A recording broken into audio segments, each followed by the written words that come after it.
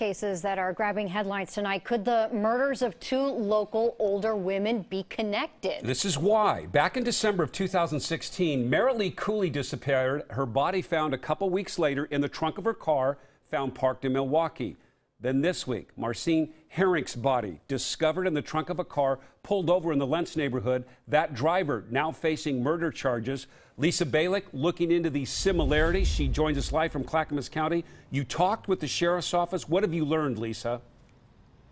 Well, there are definitely a lot of similarities. I talked with neighbors of Merilee Cooley's as well. They say, again, both women lived alone. They were found about a week after they disappeared.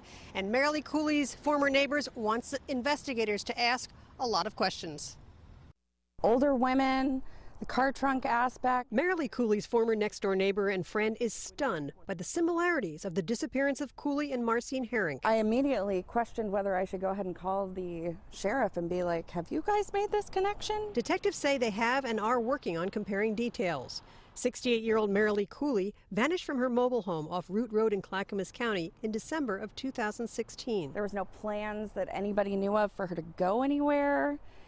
And then when she didn't come back that night, it was even more weird because medications, her CPAP machine, that's when we all started kind of getting extra worried. Her purse left on the couch, her car gone. It was found a week later near a Milwaukee apartment complex, keys inside, and Cooley in the trunk, dead.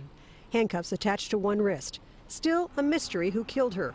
Meanwhile, on Monday, Portland police pulled over and arrested Timothy Mackley of Portland. He was suspected in the murder of 89-year-old Marcine Herinck, her body found in the trunk of his car.